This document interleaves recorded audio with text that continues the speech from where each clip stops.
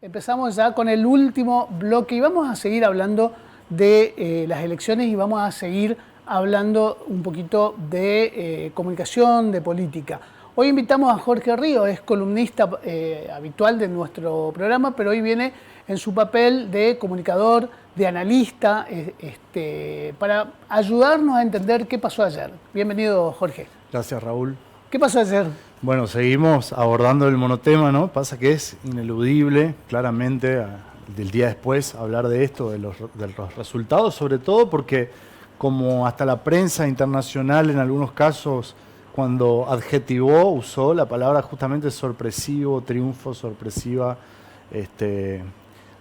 sorpresivos resultados a favor, claramente, del oficialismo nacional en todo el país. Y sorpresivo, sobre todo, bueno, básicamente, un poco Miriam lo decía hace un ratito, ¿no? Sorpresivo teniendo en cuenta las encuestas, ¿no? Tan vapuleadas últimamente, como estudios demográficos, demoscópicos, como se los dice, la propia elección... La intuición de todos. Las propias elecciones, claro, ¿no? De septiembre en la provincia de Buenos Aires, que parecieran indicar que hay como una especie de ciclotimia electoral, ¿no? Como que dejas perplejo a todo el mundo, ¿no? Y sobre todo a quienes intentan o intentamos hacer un análisis y buscar algunos patrones mínimamente en algo que es inabarcable, ¿no? Como son los fenómenos sociales y políticos en los tiempos que nos tocan, ¿no? Donde todo se acelera y todo cambia de un instante al otro, ¿no? Por supuesto que intentando sacar una conclusión con los trazos más gruesos que podamos decir que, bueno, que se renovó o se prorrogó lo que 2 años atrás fue, como decía mucha gente, muchos analistas, una especie de cheque en blanco, ¿no? A lo nuevo, la apuesta por lo nuevo, que en este caso está encarnado por Javier Milei y el espacio político que lidera y que hoy gobierna el país, ¿no? Y hoy parece que le dieron de vuelta el mismo cheque. Exactamente, que en este caso ya claramente no sería un cheque más en blanco. Si lo fue hace 2 años, donde se escuchaba, por ejemplo, gente que decía, bueno, no va a hacer todo lo que dice que va a hacer, hoy ya sabemos, ¿no? Lo que va a hacer. O quienes decían en su momento, bueno, algunos dicen que está en negocios turbios, bueno, hoy esos indicios saltan más a la vista, ¿no? Claro. Entonces, por eso, insisto, fue tan desconcertante, fueron tan desconcertantes los resultados, a pesar de el caso Libra, a pesar de el financiamiento narco, a pesar de el escándalo en la Agencia Nacional de Discapacidad, claro, con las coimas, a pesar que de hecho permearon la cultura popular, incluso con lo del 3%, con la canción que se popularizó, Alta Coimera, digamos, ahí hasta se podría pensar que trascienden los círculos rojos, ¿no? Que un poco Miriam decía, bueno, las burbujas de quienes estamos politizados y el algoritmo, y ahí coincido absolutamente con lo que decía Miriam, probablemente estemos subestimando... Nos va encerrando cada vez más. Exacto, y probablemente estemos subestimando el rol de los algoritmos. En su momento, salvando las distancias, ¿no? Podemos comparar esto con el Brexit, ¿no? En claro, su momento fue muy desconcertante para todo el mundo los resultados del Brexit y solo a la distancia se empezó a descubrir realmente qué estaba operando de fondo. Y de eso ya pasaron varios años y ya hubo muchísimos adelantos en términos tecnológicos. Que se supera esa práctica. Exacto, supera ampliamente las herramientas tecnológicas que habían en ese momento y no es descabellado pensar que esas técnicas, esas tácticas, esas estrategias y ese uso de los medios, de los algoritmos y los medios, las redes sociales, se vienen profundizando. Entonces probablemente no podamos entender qué pasó ayer hasta pasado un buen tiempo, ¿no?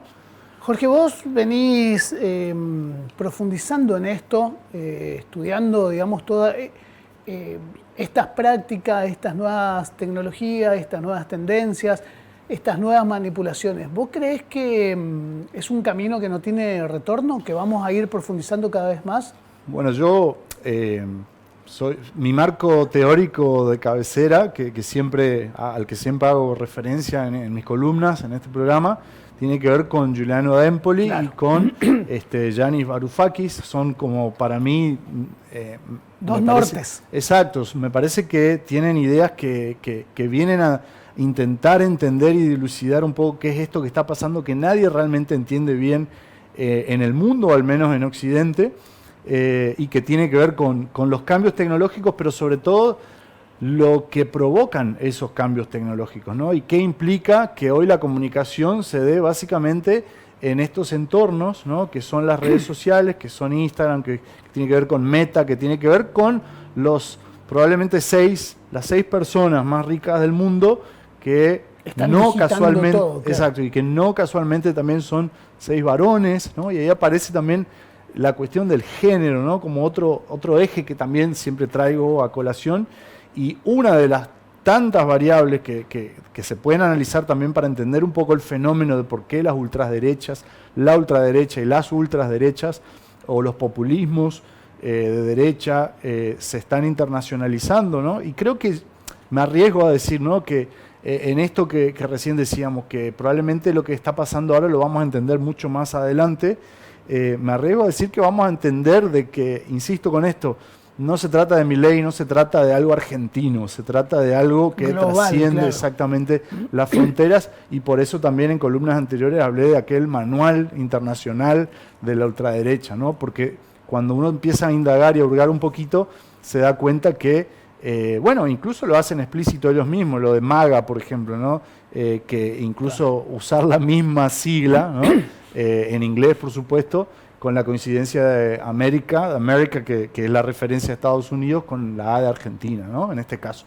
Pero digo, esa articulación, esa orquestación de fondo que vincula a estos nuevos líderes que tienen una impronta más o menos parecida, ¿no? De la crueldad como arma de seducción, de carisma, y esa apuesta a un cambio moral, no un cambio solamente en el modelo económico, sino de la propia moral, ¿no? Donde el dinero es básicamente la nueva moral. En nombre de la guita está convalidado absolutamente todo, Exacto, todo vale. pero al mismo tiempo con un cierto tipo de masculinidad que, digamos, todo esto está barnizado con una imagen de cierta vanguardia, si se quiere, cuando en realidad es simplemente una restauración conservadora, ¿no? De un montón de estructuras de poder que ya existían, solo que con todo con tecnología ahora. Exacto, insisto, con este barniz de vanguardia tecnológica, de éxito, de dinero, ¿no? de superación